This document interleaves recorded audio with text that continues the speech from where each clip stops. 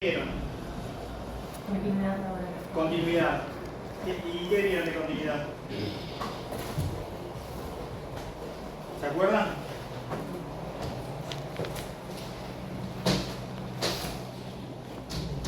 El contrato de trabajo es por regla indeterminado. ¿Qué quiere decir que sea indeterminado el contrato de trabajo? Que continúa hasta que el trabajador esté en condiciones de tener los beneficios de la seguridad social. Bien.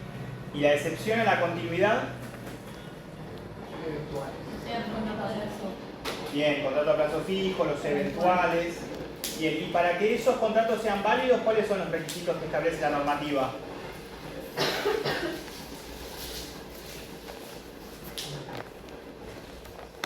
Que tenga principio y fin. Bien, puede ser que tenga, todo tiene principio y todo tiene fin. El contrato indeterminado también empieza en un momento y va a finalizar con la eventual jubilación del trabajador o la trabajadora. Que tenga un principio y que tenga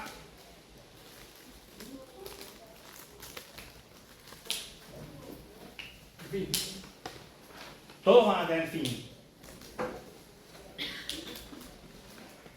Pero los de tiempo indeterminado en general, Cuando se jubila la persona. O cuando se. no, los de tiempo determinado. Cuando se cumple el plazo. Cuando se cumple, por ejemplo, si se estipula un plazo, exactamente, o cuando La eventualidad se determina. cesa esa situación que justificó la contratación por ese tipo modal, ¿no? Por ese contrato modal. Si desaparece la causa objetiva que lo motivó, ya no existe razón para que ese contrato sea por plazo determinado y por lo tanto se podría convertir en uno indeterminado. Bien, ¿qué más vieron?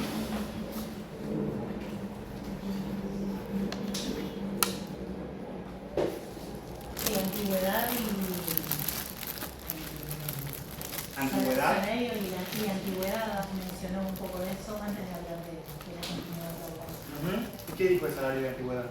Que era tarifado como para saber el valor del cuánto cuesta un trabajador y también el tema de la antigüedad, como digamos pesa la antigüedad y un trabajador por eso no renuncia. Bueno, más o menos. Pesa la antigüedad y por eso un trabajador no renuncia. Digamos, antes de renunciar prefiere no renuncia. No creo que estás hablando de la innovación. No. A ver qué dice. Sí, que la antigüedad es lo que más peso tiene en caso de los cálculos por un despido incausado, básicamente. Entonces, ahí es donde está la importancia de la antigüedad. ¿Es más importante la antigüedad que el salario? No, Que se tome en consideración para el cálculo de esa eventual indemnización. no, porque el salario, o sea, porque la antigüedad se basa en el salario. Son complementarios. No necesariamente. Claro, porque cuando te pagan en negro. No solo cuando te pagan el negro, sino que también el salario puede estar constituido por sumas que prima facie están caratuladas como no remunerativas y que no dependen exclusivamente de la antigüedad. La fórmula como es bifronte, tomamos la platita y tomamos la antigüedad, que son dos elementos importantes, pero ¿existe algún criterio para determinar cuál es más importante de las dos en principio?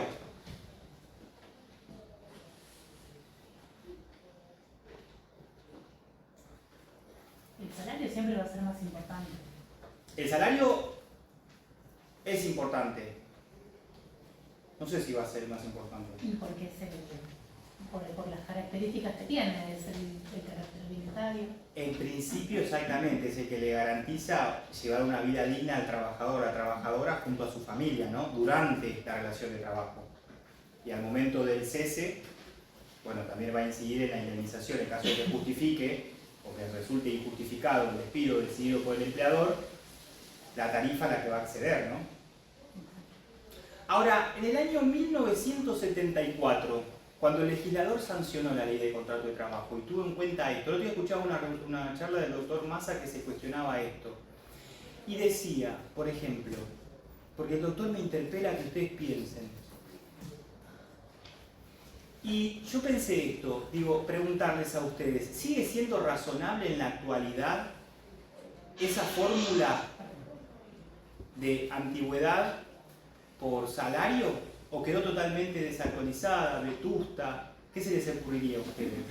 Pensándolo en el tiempo en el que fue sancionada la Ley de Contrato de Trabajo, 1974, en donde en el mundo y en la Argentina existía lo que se llamó el estado de bienestar, en donde había, dentro de muchas variables, una posibilidad de acceder al empleo de manera más rápida, si se quiere. Uno consulta, yo no vivía, ¿no?, en el 74, pero escuché y leí.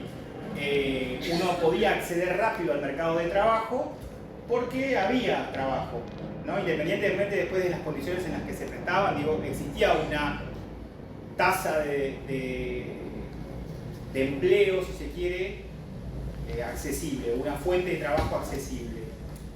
Si pensó el legislador del 74 que en ese momento la tarifa era justa con esta fórmula, en la actualidad, ¿ustedes qué piensan? Contraponiendo esa situación social que les relaté con la actual. Con la actual no quiero ideologías políticas, digo, puede ser con la actual, con el principio de siglo, digo, estamos hablando de una ley del siglo pasado, ¿no? ¿Qué se les ocurre a ustedes? ¿Por qué dijeron que no? Está desfasado completamente. El mercado laboral hoy en día primero no garantiza estabilidad de por sí.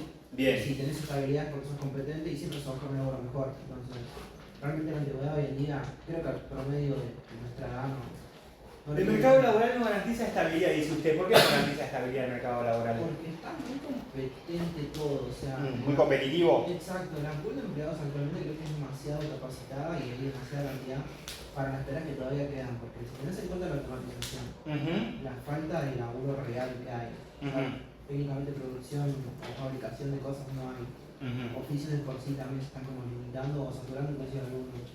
Bien. O sea, yo lo que digo lo hago, lo digo por amigos que tengo, conocidos que tengo, y hay gente capaz, y la que es más capaz, cambia el laburo cada año que puede, la que es más o menos capaz, trata de trabajar para el exterior, por ejemplo, Sí.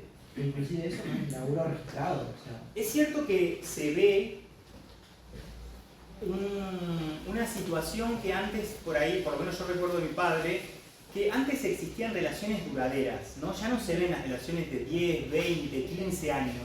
Hoy en día el mercado es mucho más dinámico y ya en general no se tiende a esa continuidad larga, ¿no?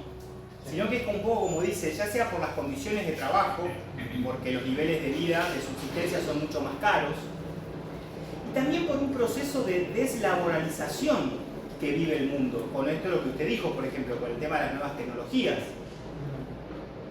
¿no?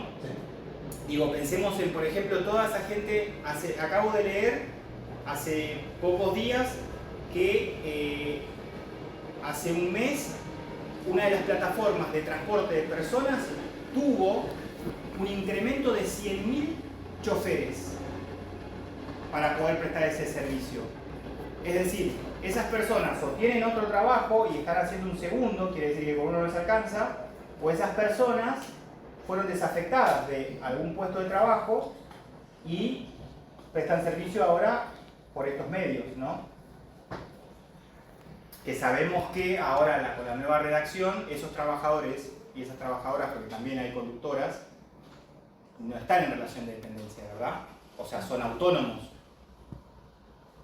Bien, ¿alguien más quería decir algo? Yo quería aclarar algo que por lo general pasa con los profesionales, que es que cambian muy rápido el trabajo porque los aumentos salariales dentro de la relación tienden a ser bajos. Entonces termina siendo más fácil para otro trabajo. Sí, o los aumentos salariales suelen ser bajos o el precio de vida es más alto, sube más rápido, ¿no? O sea, ahí también hay que ver esa ecuación. Sí, claro. ¿Bien?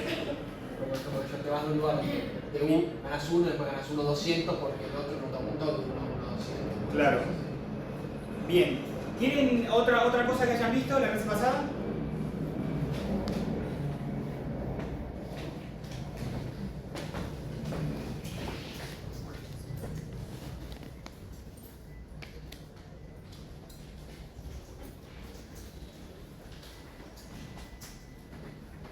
que se acuerden. ¿Qué quieran comentar?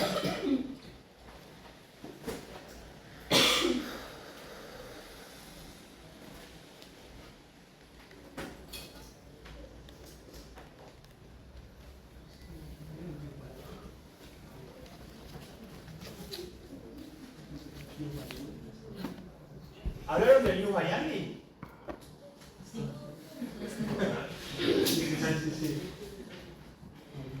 ¿Qué dijeron?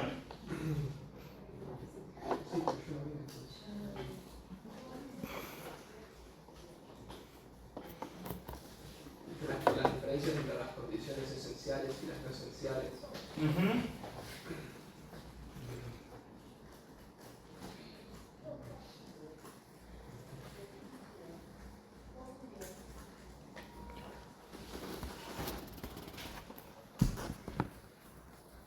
¿Y cuáles eran esas condiciones esenciales que pueden identificar ustedes dentro del contrato de trabajo? Salario, jornada laboral y tareas asignadas. Y tareas asignadas. Bueno, en realidad Fernández Madrid diría que los tres elementos que hacen al núcleo del contrato de trabajo son, por un lado, la jornada, es cierto, por otro lado, la categoría profesional, salario, categoría y jornada de trabajo. Bien, esos tres serían los elementos básicos. En duración. ¿Cómo? En duración. ¿Perdón, qué? En duración. ¿En duración? Duración. Ah, la duración. Sí, sí, la jornada. Bien, o sea, usted tiene establecida una jornada determinada. Que si bien está limitada en el tiempo, también está ubicada durante el día. Digo, porque no es lo mismo, si usted venía trabajando a la mañana, el empleador, de manera, no vamos a decir arbitraria, no lo califiquemos, de manera unilateral, sería lo correcto, lo decide pasar a la noche, ¿está haciendo un uso abusivo del Liu Hayandi? ¿O no?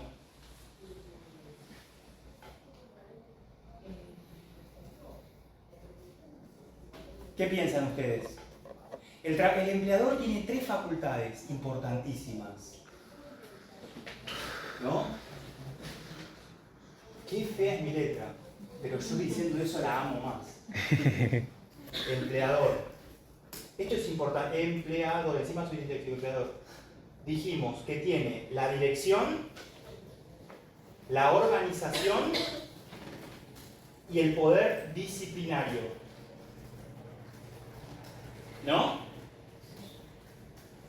Es decir, como titular del establecimiento, de la empresa, como propietario, como dueño de los bienes de producción, la ley le reconoce estas tres facultades y él puede dirigir la empresa a su gusto y piacere, organizarla, decir quiénes vienen en la mañana, quiénes vienen en la tarde, cuándo se va a producir determinado producto, cuándo no, cuándo se hace una venta, cuándo no.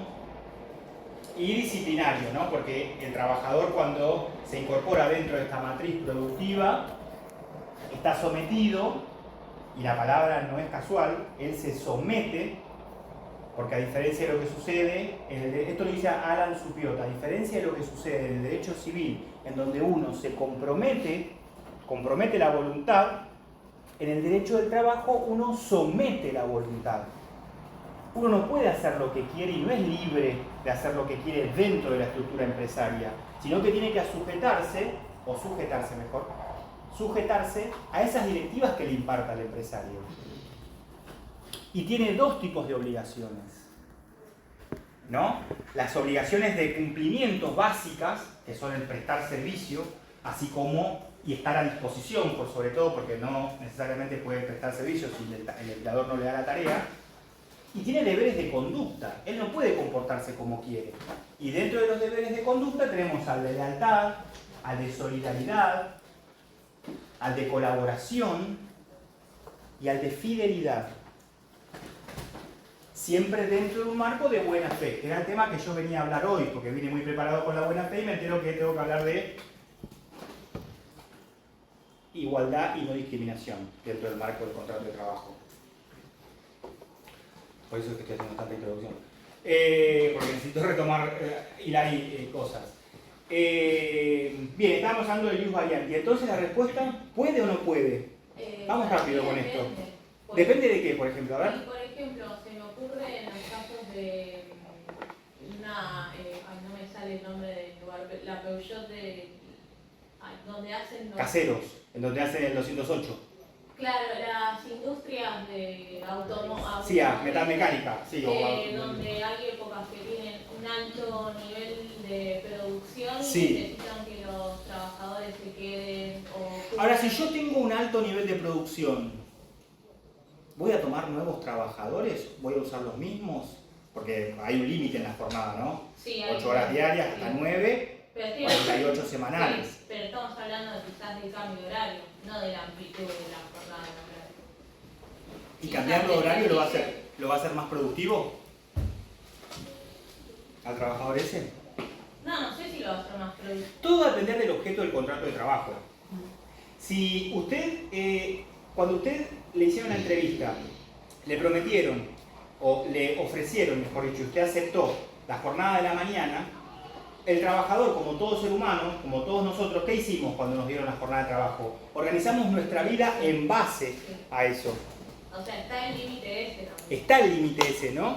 Porque hay un derecho a la dignidad, hay un derecho a la organización propia, al proyecto de vida propio del trabajador, ¿no? Porque organizo mi vida en base a eso. Y si la jornada es un elemento esencial, entonces el empleador tiene cierta restricción sobre eso. Ahora, todo va a depender, como yo dije, del objeto que tenga el contrato de trabajo. Porque si yo soy un empleado de seguridad, por ejemplo, ¿qué les parece? ¿Podría trastocarse ese hecho? Tanto en el horario como en el objetivo, por ejemplo.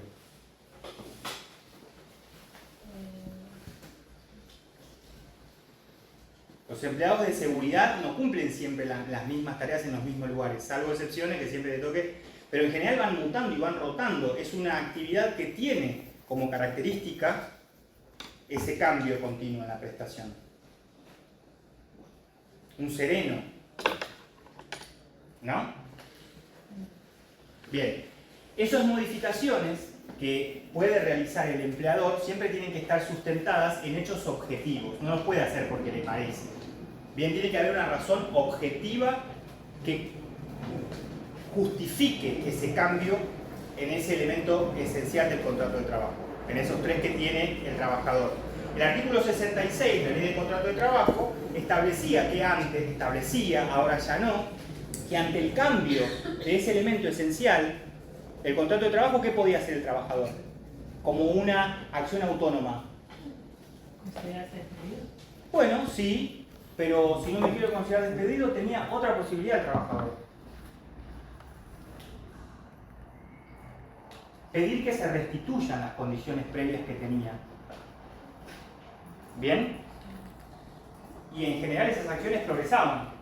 Después, ¿no? Habría que volver a trabajar en esas condiciones, pero en principio, y se la reconocía como una medida autosatisfactiva autónoma, la famosa el artículo 66, ¿no? Que hoy en día ya no está más, ya no se puede modificar la condición si el trabajador, el empleador lo decide.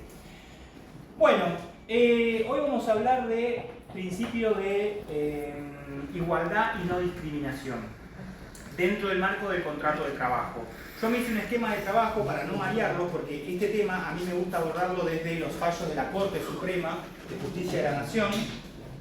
Yo si hubiese tenido tiempo hubiese armado otra cosa más dinámica, pero bueno, es lo que hay. Puse las 3 reglas del piano porque en definitiva me van a servir, ¿no? Vivir honestamente, que vincular al principio de buena fe, no dañar al otro, ¿no? Que es el principio de reparación si causa un daño injustificadamente, altere el nullare, y dar a cada uno lo suyo. Y sobre eso es lo que nos vamos a detener hoy. Que si bien está vinculado a un principio de justicia, también la doctrina entiende que tiene ciertos contactos con la igualdad y la no discriminación. Si nosotros hablamos de igualdad y no discriminación, el primer artículo que nosotros se nos viene a la cabeza, ¿cuál es? Normativa. La Constitución Nacional, sí, en su artículo 16. que garantiza a todos los habitantes de esta nación a un trato igualitario. ¿Bien? Pero Vidal Campos, ¿qué decía? ¿Esa igualdad cómo tiene que ser? Él decía, el artículo 16 establece dos tipos de igualdades. Una en sentido formal, si se quiere, la jurídica, que es la que nos va a interesar en un principio, que es todos somos iguales ante la ley. ¿Por qué todos somos iguales ante la ley? Porque en principio todos tenemos las características de personas humanas.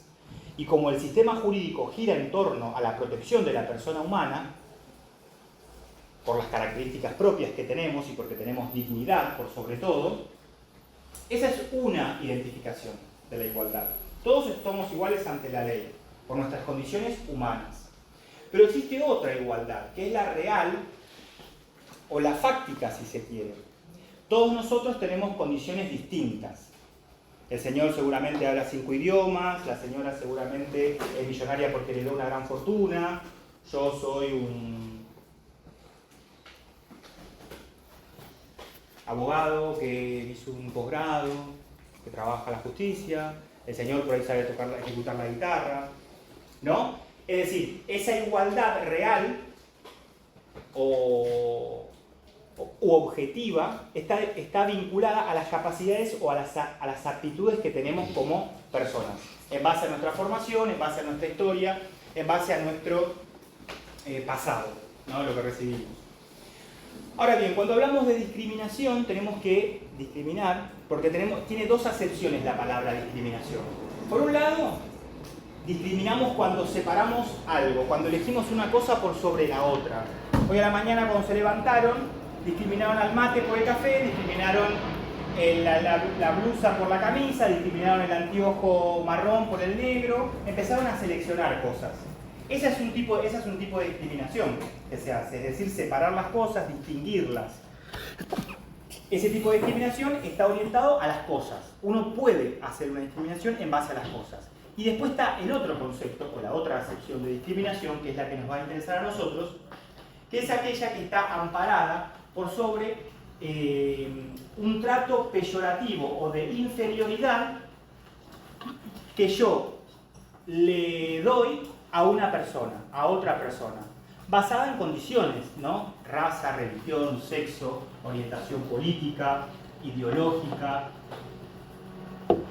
género. Esa es la que nos va a interesar a nosotros. Bien. Hablamos del artículo 16, dijimos que los dos tipos de igualdad que regula.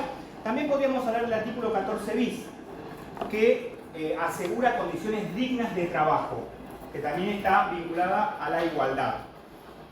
Y también ese mismo 14 bis garantiza igual tarea por igual remuneración.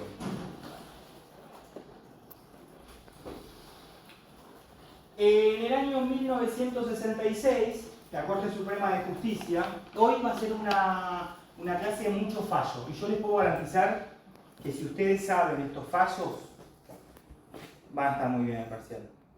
Porque son los fallos núcleo cuando hablamos de discriminación. Y el doctor ya me dio una idea sobre lo que va a querer hacer después, y bueno, pero después se lo cuenta mejor, porque así no me putean a mí. Pero ya saben la modalidad del parcial también. Bien. Entonces dije, la Corte Suprema en la década del 60 se le planteó e interpretó qué significa esta igual tarea por igual remuneración. En el caso Rato, con doble T, Sixto, con productos Stanley. La Corte básicamente dijo, bueno, el empleador cumple con su manda de pagar la remuneración en base a lo establecido en la categoría y en el salario de categoría que tenga ese trabajador. Pero, dijo la Corte, el empleador no falta a este principio y no lo vulnera o no lo viola si hace distinciones en base a hechos o a cuestiones objetivas, como por ejemplo mayor laboriosidad, mayor contracción al trabajo, mayor eficacia en el cumplimiento, o está dado en una condición distinta, ¿no? A la prestación de servicio. No es lo mismo Si yo tengo dos vendedores, uno que simplemente se mueve en la ciudad de Buenos Aires y al otro tiene la misma categoría, ¿no? Los dos son vendedores clase A, y al otro lo mando a la provincia de Salta y cumplen las mismas jornadas, bueno, si yo le reconozco al que va a la provincia de Salta un plus salarial, por el hecho de que va a la provincia de Salta y tiene que ir y recorrer pueblos, o recorrer lugares inhóspitos, o ir a algo que no es una gran ciudad, no porque la ciudad de Salta no sea, no digo pueblitos de la provincia de Salta, bueno, está justificado, ¿no? Porque hay un hecho objetivo ahí que me permite diferenciarlo.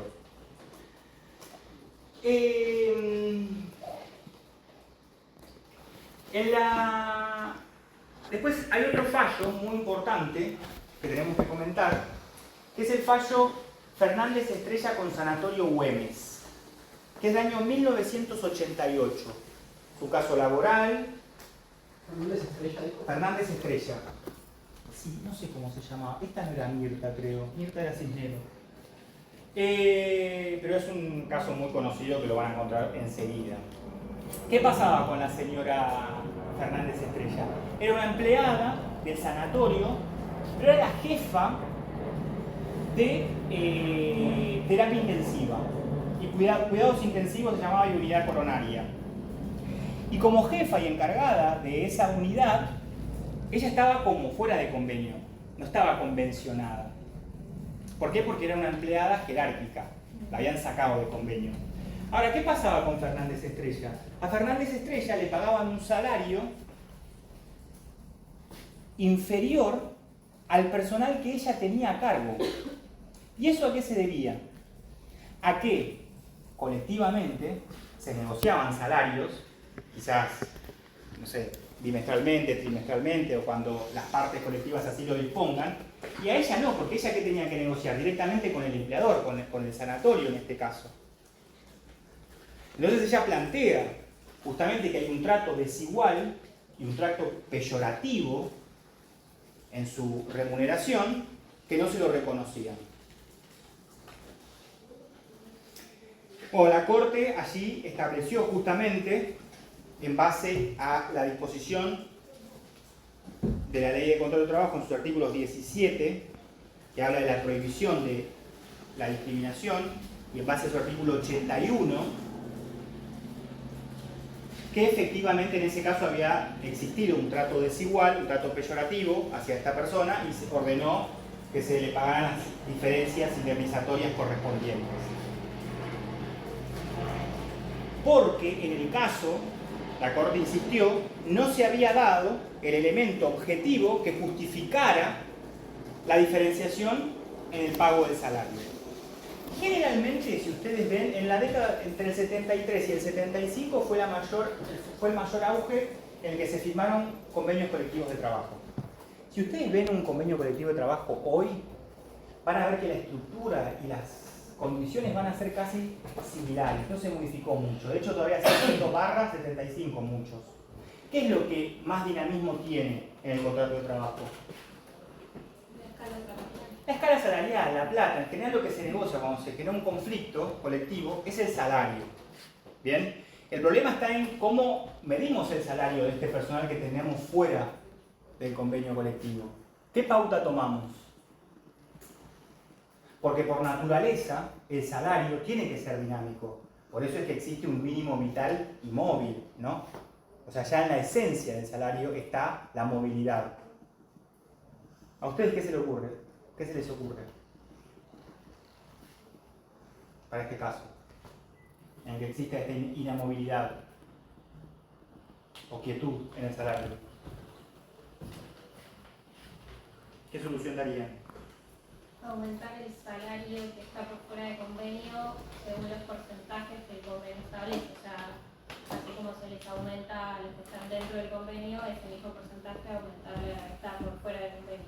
Bien, se puede Entiendo hacer. que en la práctica sucede mucho que se arregla un porcentaje acompañado de lo que arregla el convenio. En realidad es un sueldo negro que se arregla, lo veo mucho en la práctica eso. De que para que no quede justamente estancado en un sueldo fijo, arreglan un porcentaje por fuera, además de lo que aumenta el Claro. convenio. ¿Y qué pasa si no hay arreglos? dentro del convenio si los salarios convencionales no se mueven. ¿Hay un derecho del trabajador a exigir un aumento del salario? ¿A ustedes qué les parece? No sé si exigir, pero sí poder negociar con tu empleador. Sí poder negociar con tu empleador. Sí, no es obligación del empleador subirme por sobre el convenio, pero bueno, podemos, con la buena voluntad del empleador, si me puede aumentar el... ¿Existe esa buena voluntad del empleador? El empleador generalmente quiere ganar plata. necesariamente. No necesariamente. Pero puede pasar, ¿no? Lo importante es que suceda. No es muy común, pero en algunas ocasiones se da. Bueno, otra norma importante que tenemos que tener en cuenta, bueno, por supuesto que el 75, inciso 22, con todos los tratados internacionales de soberanía constitucional, y aquellos que no lo tienen, como por ejemplo los tratados con la OIT, los convenios OIT, principalmente en materia de discriminación, el 111, que es justamente discriminación en materia de empleo y ocupación, creo que se llama. El 100 también habla de igualdad en la remuneración, pero el 111 es el que más se suele utilizar en estos casos. Y le voy a pedir que lea el artículo primero del convenio 111, ya que tiene carácter superior a las leyes, porque esto me va a servir para analizar el nuevo 245 bis, para calcular, que empezamos hablando hoy de la indemnización, ¿no? Y vamos a ver cómo se establece hoy esa indemnización en los casos de discriminación. ¿Qué dice? Artículo primero en términos generales y segundo da pautas. Inciso A, artículo primero, inciso A y B. A ver. A los efectos de este convenio, el término discriminación comprende a cualquier distinción, exclusión o preferencia basada en motivos de raza, color, sexo, religión, opinión política, ascendencia nacional u origen social, que tenga por efecto anular o alterar la igualdad de oportunidades o de trato en el empleo y la ocupación. Bien. B. Cualquier otra distinción, exclusión o preferencia que tenga por efecto anular o alterar la igualdad de oportunidades o de trato en el empleo u ocupación. Bien, el inciso primero, el inciso A, nos da una pauta general de todos los casos que podrían englobar como un principio general, y el inciso B dice cualquier otro caso que se presente. Es decir, es una norma flexible y abierta que permite a que se puedan establecer otros supuestos distintos a los que la misma norma establece en el inciso A. ¿Bien? Este convenio tuvo un informe de la Comisión de Expertos de Aplicación de Convenios y Recomendaciones de la OIT en el año 96, en la 83 Conferencia Internacional del Trabajo que se suscitó, y allí lo que remarcó esta comisión de expertos es que los estados tenían que hacer el mayor esfuerzo para asegurar a la persona damnificada por discriminación, por actos discriminatorios, a poder acreditar esa situación. Es decir, darle una herramienta probatoria para que no dependa solamente de la parte afectada, sino que también, no lo dijo así, pero hacerlo partícipe al empleador o al acusado de ese acto discriminatorio. Bien, instó a los estados a eso. Eso también es muy importante saberlo, este convenio con este informe de la Comisión de Expertos. Después, otro problema que se suscitó en la República Argentina fue, en materia laboral, fue con la sanción de la Ley 23.592, que es la ley antidiscriminatoria. ¿Por qué se suscitó un conflicto?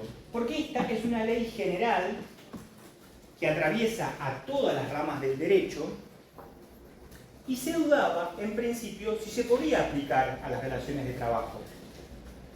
Esa duda fue aún más fuerte cuando se dictó la ley 25.013, cuyo artículo 11, hoy derogado por la 25877, creo que es del año 2004, establecía que en caso de discriminación, el trabajador podía acceder a una indemnización especial del 30% por sobre la indemnización del 245. Es decir, establecía una indemnización especial en caso de discriminación. Entonces, cuando se dicta esta norma, la jurisprudencia decía, bueno, si me mencionan el artículo primero de la ley 23.592, porque la ley tiene solamente 2 artículos, no es de aplicación a las relaciones de trabajo, porque tenemos esta norma especial, que encima es posterior a la sanción de la ley antidiscriminatoria. Tiene una indemnización especial, ya la tiene prevista, no puede pedir más que eso, que el 30%. Pero ¿qué pasó? Llegamos al año 2010. No me quiero olvidar de ninguna... Bien, una cosa importante que me olvidé decir en el fallo Fernández Estrella con Sanatorio Güemes es que ahí la Corte sentó un precedente importante en lo siguiente. Primero dijo de manera categórica: la parte actora debe demostrar que se encontraba en igualdad de circunstancias. Eso es muy importante remarcar. Es decir, que no cualquier hecho que el trabajador alegue puede ser calificado de discriminatorio o no igualitario. Primero tengo que demostrar que me encuentro en paridad con compañeros, en las mismas situaciones. Y segundo, en caso de que demuestre que existe una disparidad dentro de esas mismas condiciones, es el empleador el que va a tener que demostrar qué causas objetivas lo motivaron a darle prioridad a un trabajador por sobre otro. ¿Bien? Eso es muy importante que lo tengan en cuenta. Ahora sí, llegamos al año 2010. Álvarez con Cencosud. ¿Se acuerdan de qué iba el caso? Muy importante. Sí que acá tienen de todo para comentar.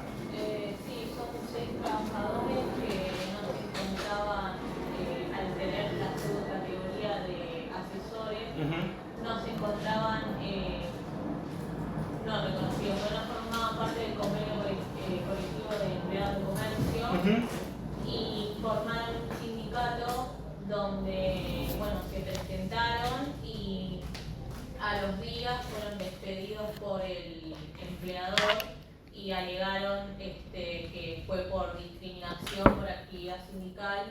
Y bueno, en el fallo se trata de justamente si aplicaba o no la ley 592 a las relaciones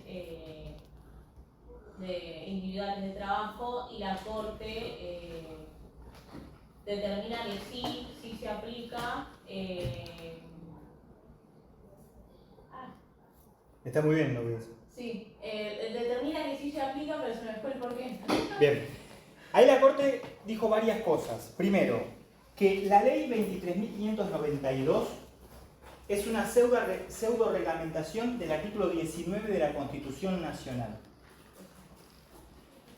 Que esa misma ley se aplica a las relaciones de trabajo por ser una ley general, que no hacía distinciones entre particulares y aquellos que ostenten el carácter de trabajadores. Era un caso de un grupo de empleados que efectivamente quisieron constituir un sindicato y al poco tiempo se los despidió. La Corte ahí también siente un precedente que dice que el principio de igualdad y no discriminación atraviesa todas las ramas del derecho porque forma parte del Ius Cogen internacional, es decir, el combo de normas obligatorias que los estados no pueden desconocer, y le da esa categoría. Además, y acá está lo rico, lo que se debatía era,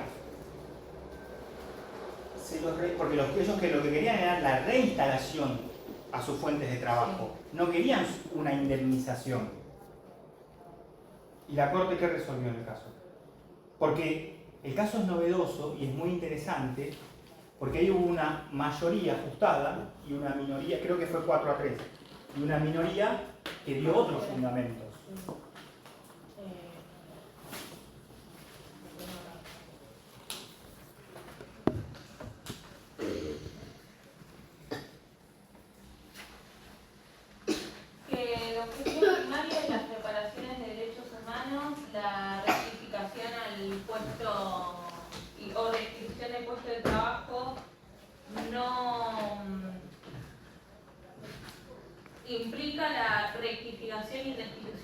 puesto de trabajo y no una simple compensación económica.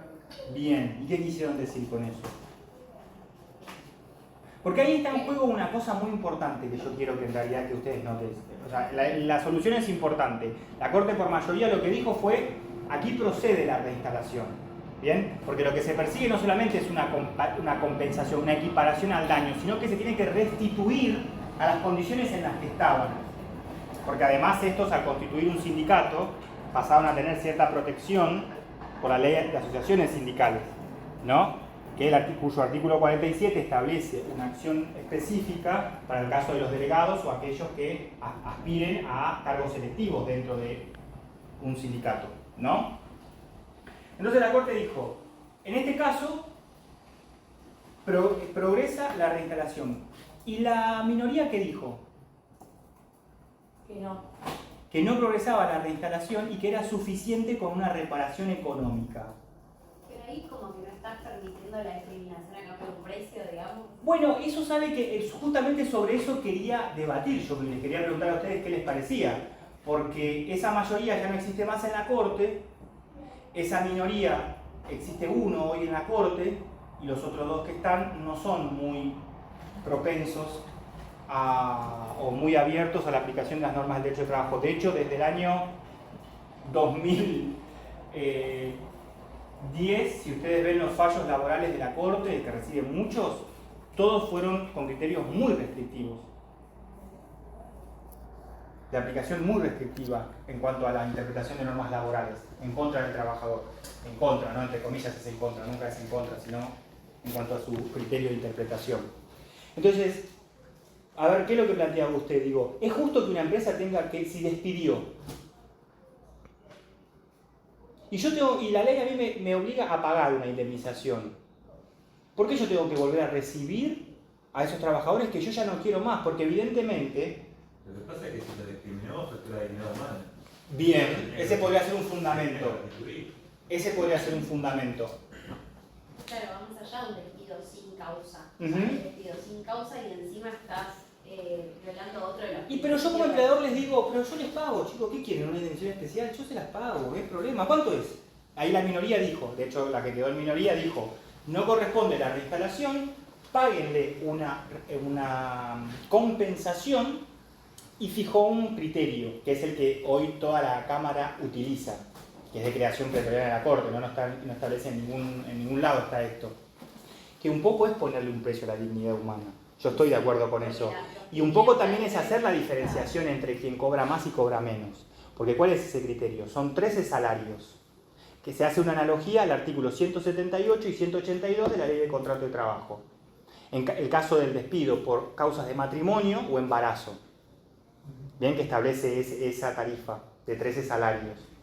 Ahora, eso quiere decir que si ustedes trabajan en diferentes empresas y hacen la misma tarea, yo, cualquiera, no importa, vamos a hablar con él por las dudas, yo a él lo discrimino y como le pago menos a él, su valor dignidad vale menos y yo puedo hacer lo que quiero, puedo decirle lo que quiero, y ella que por ahí gana más porque trabaja en otra empresa, que tiene un salario más alto pero hace las mismas tareas que él, su dignidad vale menos. ¿De qué depende la dignidad entonces ahí? Del factor que estés tomando en cuenta. Acá. Pero acá el factor que te dice de hecho la minoría de la Corte y que aplica a toda la Cámara es, bueno, ¿cuánto ganas? Porque tenemos que multiplicar el salario por 13. Ahora, yo le planteo también esto.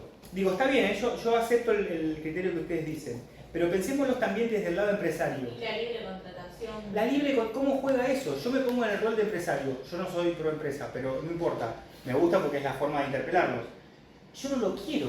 ¿Por qué? Porque yo tengo una empresa que tengo 30 empleados y ese tipo o esa mina no la soporto más. Si a mí la ley me dice que yo le puedo pagar y lo puedo echar, ¿por qué yo tengo que restituir a una persona que ya no cumple mis expectativas? Porque también hay un principio de confianza acá que hay que respetar, no de las partes. ¿Qué les parece con eso? ¿En qué situaciones se podría ser más viable una en todas, ¿no? Si la ley si el tribunal te lo ordena. Pero hay situaciones en las que por ahí la reinstalación tiene un color y en otras que tiene otro color, digo. Es más factible acudir a una reinstalación. Quizá cuando la discriminación efectivamente efectivamente se prueba que fue por causa o de color o de clase social, algún factor específico. Si fue solo una diferencia salarial y esa es la discriminación, quizá, bueno, no procede la restitución. Pues si no es como que se estaría admitiendo un grado de tolerancia a discriminar. Hay como un... Sí, y la Corte, en otro fallo que yo no tengo en el listado, pero siempre me acuerdo, en Magorrán, es que dijo la discriminación es intolerable y no puede aceptarse bajo ninguna excepción. ¿No? O sea, eso es importante remarcar. Es cierto, pero si yo tengo una discriminación salarial no hace falta que yo me vaya de la empresa, hace falta que yo haga un reclamo. Obviamente que la intensidad es distinta, porque pues, quizás me está discriminando en razón a una causa objetiva, no a mi raza, no a mi religión. El tema que yo les planteo es cuando existe una discriminación distinta, orientada ya con sesgos más raciales, no en base a un salario, sino que yo la trato mal a usted, yo me río de su condición, de su nacionalidad, de su orientación, de su elección de vida, de dónde vive. Creo que eso causa un efecto mucho más grande en la persona, en el espíritu de la persona, que por el simple hecho de las causas, en general las causas de, yo se los cuento, las causas de discriminación salarial, a veces son porque hay más afinidad con un empleado que con otro, ¿no? Y es en base a un número, no quiere decir que no le afecte a ese trabajador que está afectado, ¿no? Porque se puede sentir disminuido en sus capacidades.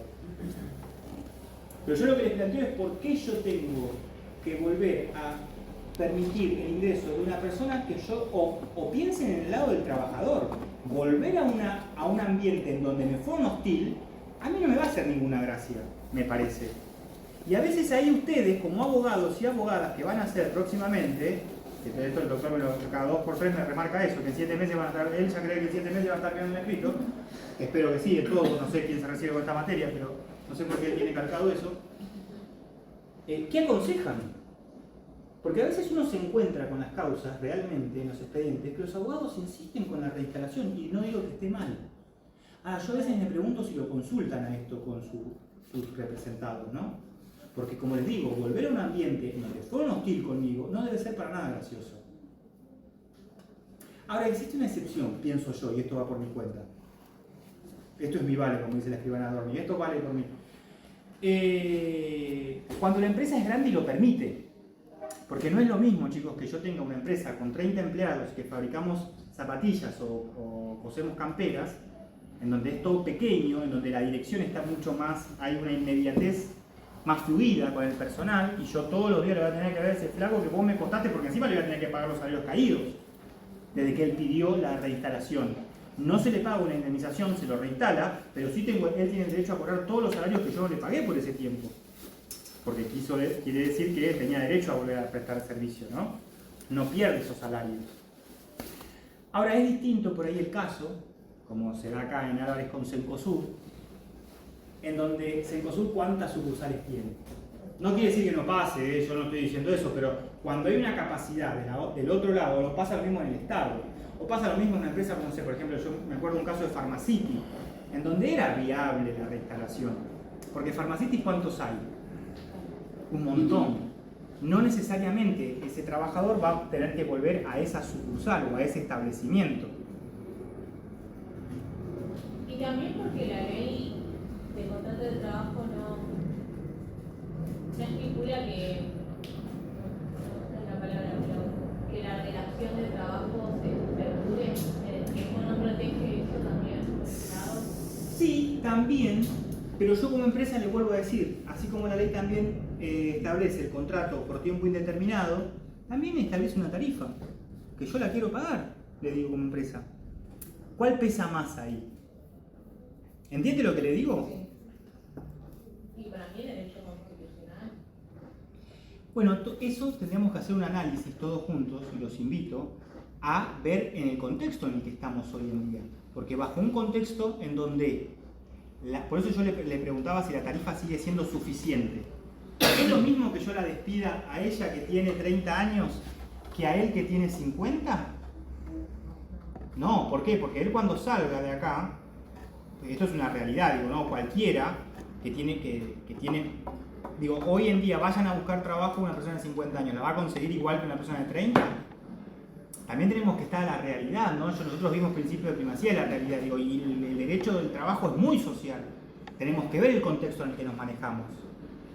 Porque además, otra cosa que ustedes ya vieron, que ahora me acordé, y ninguno dijo, es que el contrato de trabajo, que creo que estaba en la bolilla de la clase pasada, ¿cómo es la prestación del trabajador a la trabajadora? ¿Qué tipo de prestación da? ¿Puede mandar a alguien a trabajar por él? No, es personal. Es personal, es decir, se genera un vínculo personal. El trabajo no puede ser, el trabajador no puede ser reemplazado, es intuito personal. Entonces ese vínculo personal que hay entre la persona del trabajador y la empresa, vamos a poner empresa para no poner, vamos a poner como sociedad, no lo pongamos como persona humana, también tiene un peso. ¿Me explico? A lo que voy. Entonces por eso le digo, ¿es lo mismo que yo despida a uno que despida al otro ante situaciones distintas? La indemnización va a ser igual para todos, no importa cuántos años tenés y qué salarios cobramos. Ahora, cuando yo te pago eso y yo me liberé de toda responsabilidad, por eso el trabajo es preciado. Más en épocas en las que, como les dije yo, hay una fuerte corriente de deslaboralización, en donde cada vez más se implanta la idea de la independencia, la autonomía de las personas, y el empresario no quiere asumir responsabilidades empresarias. La empresa tiene una función social que cumple y que es reconocida por los laboralistas, obviamente. Pero ¿qué pasa cuando excluimos a esas personas? ¿No? La compañera, alguien de los que habló de materia de prueba. Y ya nos vamos al año 2011. Con el fallo de Pelicori. ¿Se acuerdan de Pelicori contra el Colegio de Abogados de la Capital Federal? ¿Qué es lo que sucedía a Pelicori? Este es otro fallo importantísimo que tienen que saber. Se ponía no me acuerdo bien qué fue lo que pasó, pero se ponía en cabeza de quien, lo que se determinó, se ponía en cabeza de quien alegaba el hecho de tener que probar hubo discriminación. Bien. En vez de ser la carga, no sé si era así, pero en vez de la carga de estar en cabeza del empleador, ahí se invirtió. Bien. Los hechos de discriminación en general, dice la doctrina, suelen suceder en ámbitos privados, no suelen ser públicos. El empleador no la va a maltratar o le va a decir peyorativamente una frase a un trabajador delante de todos. Generalmente la va a citar muy amablemente a su oficina. Esto también sucede con los casos de acoso, por ejemplo, ¿no? Que también podrían incluirse en estos, bajo este principio. Entonces, ¿qué pasa? La Corte advirtió, en base también a ese informe que había hecho la comisión de expertos, de decir, la Argentina no tiene un mecanismo que le asegure al trabajador o a la trabajadora que pueda acreditar fehacientemente ese acto de discriminación. Entonces, ¿qué pasaba acá en este caso de Pelicori? Era una trabajadora que estaba asociada a un sindicato y se la despidió. Y ella lo que acusaba era que se la había despedido por formar parte por tener determinada orientación política. Y la Corte acá establece un criterio fundamental en materia de prueba. Es el primer caso que pide la Corte sobre esto en materia de discriminación. Y dice, puntualmente se los voy a leer porque lo tengo acá. El precedente es, con la acreditación de hechos que, prima facie evaluados, resulten idóneos para inducir su existencia, es suficiente. Es decir, el trabajador, la trabajadora lo que tiene que demostrar, porque hay una carga por parte del trabajador, es alegar y demostrar un hecho que analizado de manera previa pueda llegar a constituir un hecho de discriminación. En ese caso, que exista esa prueba del hecho, el empresario puede demostrar un no hecho, porque el empresario que va a decir, yo no lo hice. ¿Cómo demostras que no lo hiciste? Entonces existe cierta inversión de la carga de la prueba porque se reconoce que el empresario está en mejores condiciones de demostrar que ese hecho que probó el trabajador, que en principio se puede reputar como discriminatorio, tiene que estar sustentado en cuestiones objetivas, que no tiene que ser arbitrario y que tiene que responder a la funcionalidad, por ejemplo, de la organización de la empresa, o condiciones ajenas a la persona del trabajador, ¿no? Eso es importantísimo en ese caso. En materia probatoria, solamente con acreditar hechos que prima facie puedan demostrar un vicio de discriminación es suficiente. Quedará a cargo del empleador desacreditarlos o demostrar, mejor dicho, que esos actos o esos hechos tuvieron sustento en algún elemento objetivo y razonable.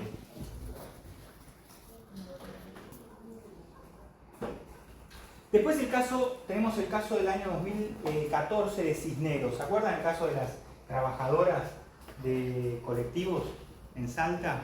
Que ellas querían acceder a trabajar a la empresa de colectivos y la empresa no las tomaba. Decía que no, porque en realidad esa facultad de a quién tomo y a quién no tomo es una facultad del empresario, ¿no? ¿Quién quiero tener yo como empleado? Bueno, llegó ese caso primero a la Cámara,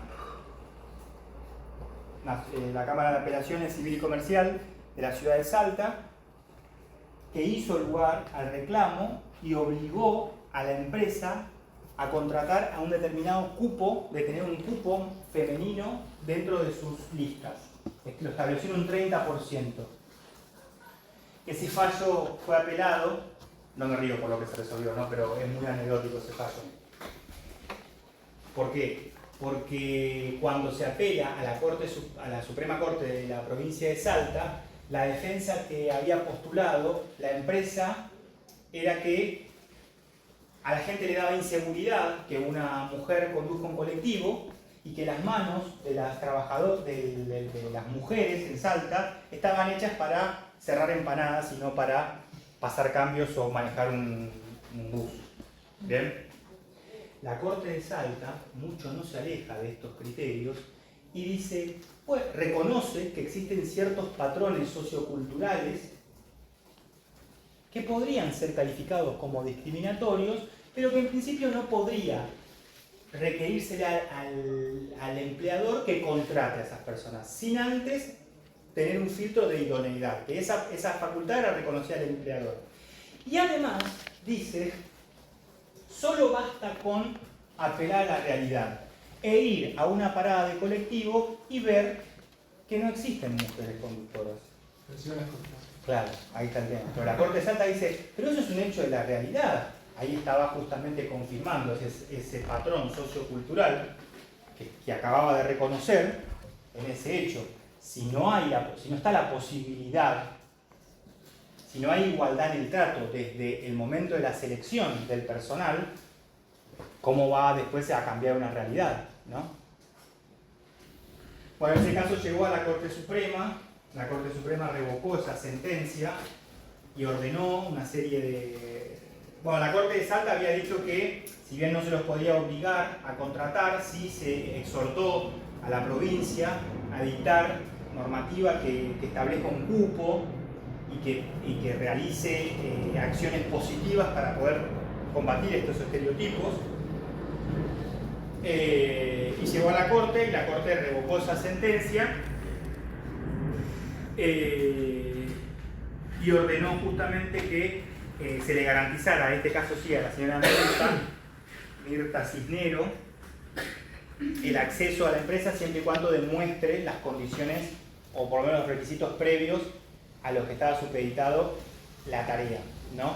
Que en el caso era tener un carnet habilitante para conducir un vehículo, simplemente. Y que la empresa tenía que mostrar dentro de sus empleados cuántas trabajadoras y cuántos trabajadores tenía, que tenían que cumplir con cierto estándar para desvirtuar justamente esta realidad sociocultural que nos atraviesa a la humanidad, ¿no? Pero ella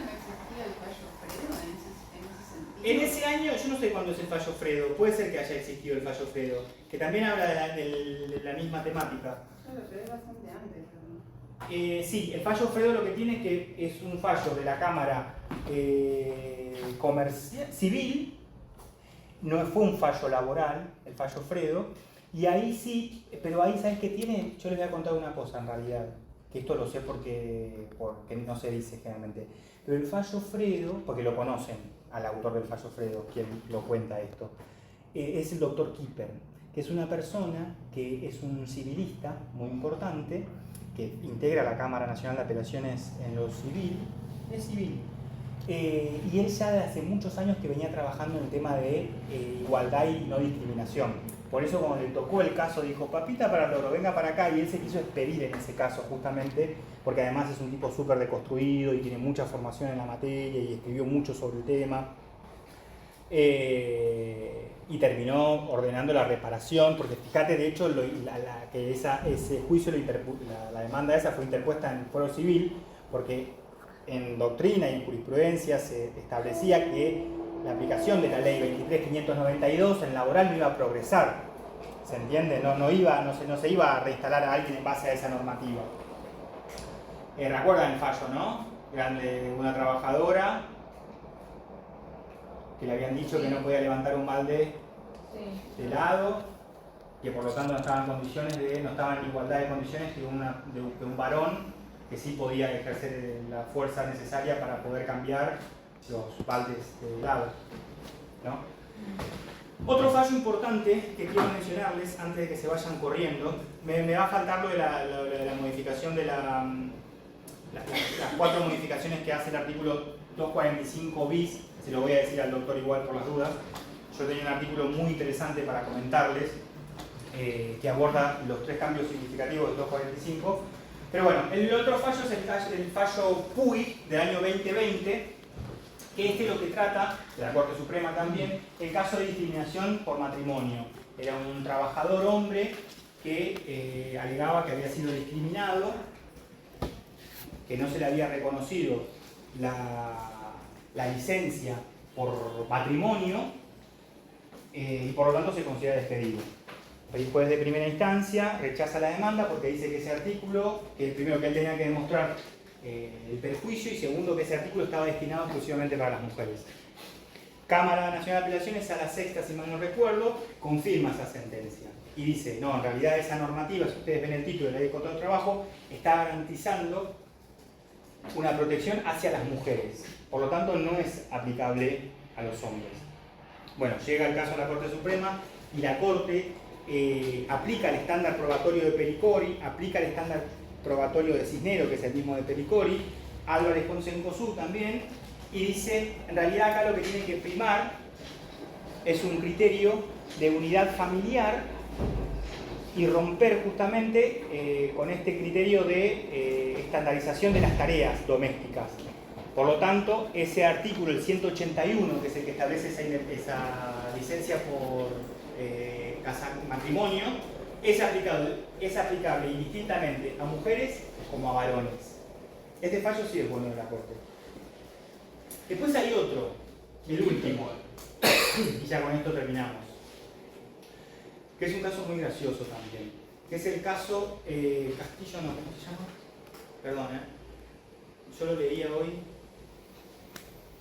Es el caso Caminos, del año 2021.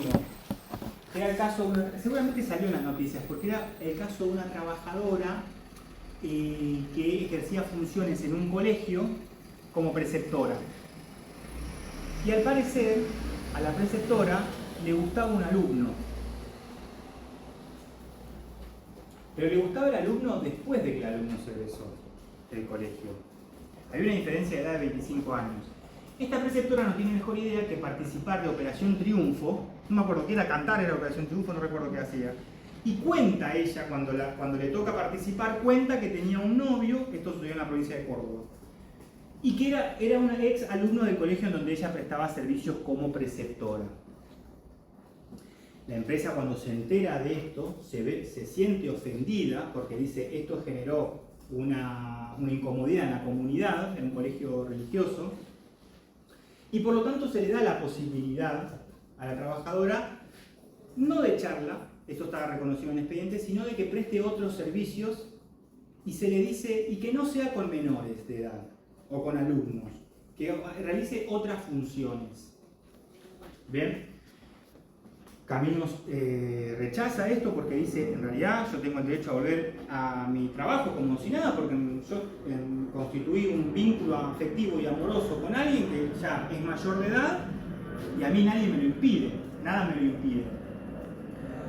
Bueno, en las instancias anteriores se rechaza la demanda, llega a la Corte Suprema y ahí la Corte, en revisión al dictamen del procurador, establece que los cambios, acá la Corte de vuelta vuelve a esos elementos esenciales del contrato de trabajo y dice que el objeto del contrato de trabajo no tiene que interferir con la vida privada de las personas, que las decisiones privadas de los sujetos escapan al criterio que pueda adoptar una empresa, porque eso justamente es avanzar por sobre el objeto propio del contrato de trabajo, ¿no? O sea, si a ellos lo vinculaba un contrato de trabajo, ¿por qué una decisión personal de establecer un vínculo afectivo con determinada persona iba a afectar su condición de trabajadora o la iba a afectar en sus derechos laborales? La empresa lo que decía es que tenía que demostrar ella que estaba en igualdad de condiciones respecto a otros empleados. Y ella dice, no, obviamente que no estoy en igualdad de condiciones, porque no conozco a ningún compañero que haya tenido una relación afectiva con un exalumno, solo yo. Y solo eso podía hacer, porque esa es la defensa que ponía el colegio, no existía una razón objetiva. La razón objetiva es que es la única, dentro de todas las filas del colegio, que tiene este vínculo con un exalumno. Por lo tanto, eso justifica, decía, la razonabilidad de la decisión, ¿no? Y no se puede reputar como discriminatorio. Bueno, este argumento la Corte lo descarta en base a lo que le dije al principio, que es que las decisiones individuales de las personas no pueden tener incidencia en el objeto propio del contrato de trabajo, ¿no? Bien, ¿alguna duda sobre esto? Es muy divertido este paso, me reí tanto de la tarde cuando lo leía. Entonces, con lo que es discriminación, siguiendo con estos fallos... Estos fallos son elementales, sí. Me faltó algo que es 245 bis, que es muy nuevo. Lo que vamos a dar la clase que viene. Y yo supongo que sí, yo se lo voy a decir al doctor igual. ¿Por qué? Porque se los digo rápidamente. El artículo 245 bis establece una indemnización especial en caso de discriminación. Pero ¿qué pasa? Cuando ustedes leen los 4 supuestos del artículo, deja atrás los fallos Álvarez con Cencosud, Pelicori contra Colegio de Abogados, Cisneros, todos los fallos que vimos antes se dejan de lado en este artículo. ¿Por qué? Porque el artículo primero establece que el despido es definitivo. Es decir, no existe la posibilidad de la reinstalación. Ya.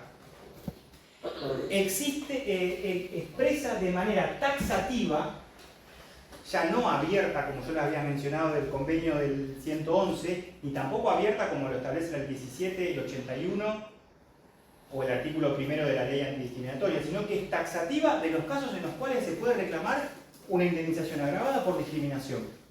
Son esos que están ahí, no hay más. Tercero, ya no existe la inversión de la carga de la prueba. La prueba de un acto discriminatorio ahora corre pura y exclusivamente por parte de quien la alega. Cuarto y fundamental, le pone un tope a la indemnización.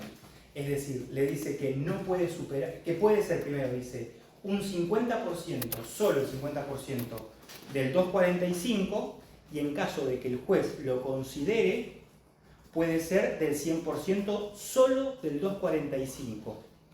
Es decir que si nosotros analizamos este último supuesto, para poder acceder a una indemnización como la que se establecía hasta antes de la ley 27742, porque esta modificación la introduce la ley Bases, no en la ley de modernización laboral, 245 bis.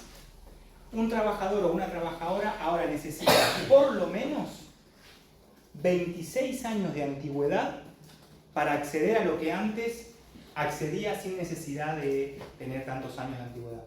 ¿Por qué? Porque como es solo el 50% y eran 13 salarios, es decir, que una persona que hoy en día, sin esa antigüedad, y que por ejemplo alegue una causa de discriminación por matrimonio o por maternidad, está en mejor situación que aquella que alegue una causa de discriminación por otras causas.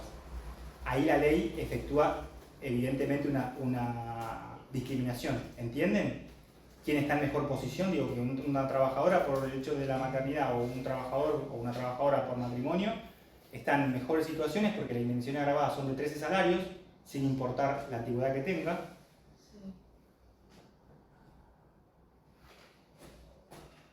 ¿Me expliqué? Discrimina las discriminaciones, básicamente.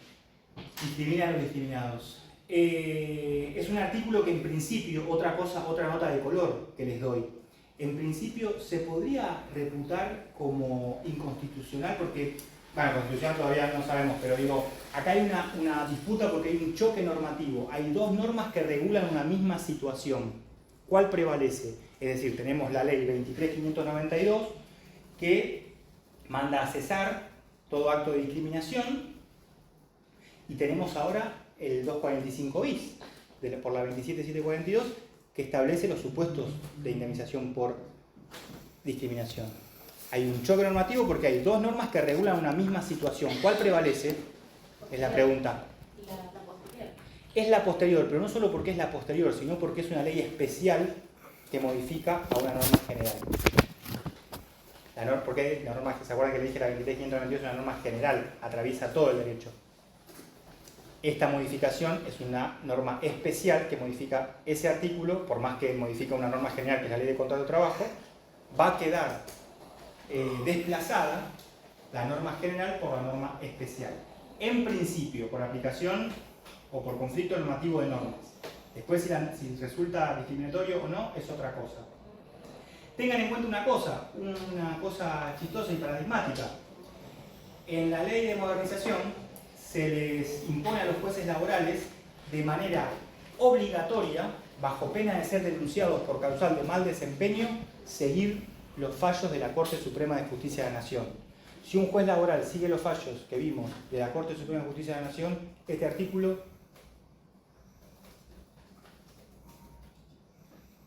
¿tiene alguna pie y cabeza? En principio. Estamos tratando de ir en contra de los fallos. Eso todavía no se resolvió, ¿no? Yo simplemente se los dejo como picando para ver las contradicciones de la norma. Bien, ¿algo que haya quedado en el tintero? Hay un artículo, este artículo es el del doctor Lanane, yo voy a tratar de hacérselo llegar.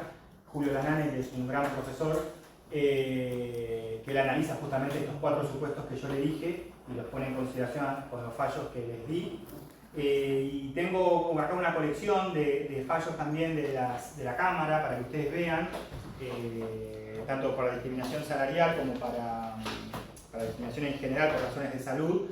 Pero bueno, voy a ver primero porque nunca cargué al campus, si los puedo los subo, así como también le debo ciertos documentos que yo quería compartirles de la clase que tuvimos el lunes, que me parece que por ahí les podrían resultar de utilidad para ustedes. Bueno, eso es todo.